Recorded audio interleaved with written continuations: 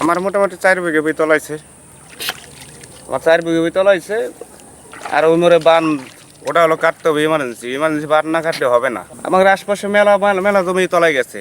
মোটামুটি সবার 3 বিঘা 4 বিঘা করে মোটামুটি 60-70 বিঘা বই জমি এই জায়গা এই চোখে তলাইছে আর কি। আর আমাকে 4 বিঘা বইতে আমার এই 4 বিঘা বইতে মনে করেন যে 50,000 টাকার উপরে গেছে।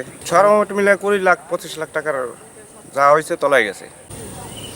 আমার প্রায় 10 লাখ টাকার মতো ধান তোলাই গেছে। এখানে প্রায় 4-5 বিঘা ধান তোলাই গেছে। এর প্রায় 8-10 লাখ টাকা এর পিছনেই খরচ গেছে আমার। হ্যাঁ, তাই আমি মানে খুবই ক্ষতিগ্রস্ত। তাই ওই পাশে একটা নতুন করে একটা বাঁধ দেওয়া হয়েছে। ওই বাঁধটা যদি কাটে দেওয়া হইতো তাহলে পরে এই জমিগুলা কিছুটা হইলেও আমরা একটু ক্ষতি পোষায় নিতে পারতাম। ভাই আমাদের তো মনে করেন কি প্রায় 15 বিঘা ধান লাগাইছি, বুঝছেন? ধান তো সব তলায় গেল। মনে করেন আমাকে তো মনে করেন কত টাকা পয়সা খরচ করে মনে করেন ধান মান করছি। তো মনে করেন থোর বাইরে সময় হয়ে গেছে, মনে করেন এখন আমাকে ধান সব তলায় গেছে। হলো আমাকে একটা উপায় হলো মনে করেন এই যে আমাদের যদি মনে করেন ওই পোলটা যদি খোলা থাকে তাহলে আমাদের পানি মনে করেন সব হলো চলে যেত, বুঝছেন? চলে গেলেও মনে করেন কি আমাকে ধানগুলো যদি মনে করেন মাথাটা যদি জায়গা হতো তাহলে ধানগুলো আর কি আল্লাহর রহমতে মনে হয় আল্লাহ ঠিক রাখতো।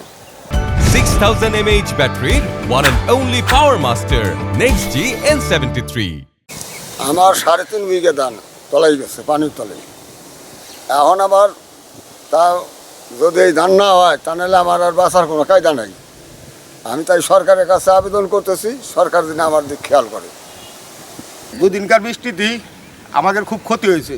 খুব 6 বিঘা ধান লাগাইছি আমি, সবই তলাই গেছে। এর জন্য আমি সরকারের কাছে ক্ষতিপূরণ যদি কিছু আর্থিক সহযোগিতা করে আর আমাদের একটু উপকার হয়।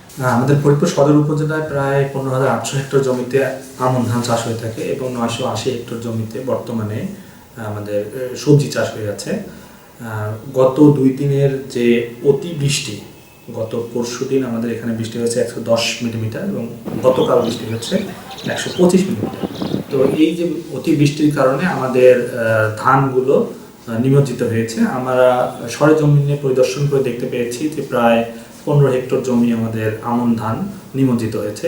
তবে আমরা খুবই আশাবাদী, আজকে যেহেতু বৃষ্টি হচ্ছে না, বৃষ্টির পানি নেমে গেলে এই ধানের কোনো ক্ষতি হবে না এবং বৃষ্টির পানিটাই বরং এই আমন ধানের জন্য আশীর্বাদ হবে। তবে ক্ষতিগ্রস্ত হচ্ছে আমাদের সবজিটা, যেটা বিশেষ করে আগাম সবজি যেগুলো আছে, আগাম সবজির বীজতলাগুলো নষ্ট হয়ে গিয়েছে। কিছু জায়গায় মরিচের ক্ষেত অল্প কিছু নষ্ট হয়ে গেছে। কিছু আগাম মূলা, ফুলকপি, বাঁধাকপি এগুলো কিছু নষ্ট হবে। আর আমরা কৃষকদের পরামর্শ দিচ্ছি যে আমন ধানের ক্ষেত্রে যাতে পানিটা যেভাবেই হোক ড্রেনেজ করে দেওয়া যায়, আর সবজির ক্ষেত্রে পানি সরে গেলেই যেন তারা ছত্রাকনাশক ব্যবহার করে যাতে শিকড় পচা রোগ না হয়। আশা করি এই দুটো যদি তারা ফলো করে তাহলে ক্ষতির পরিমাণটা খুব কমে আসবে।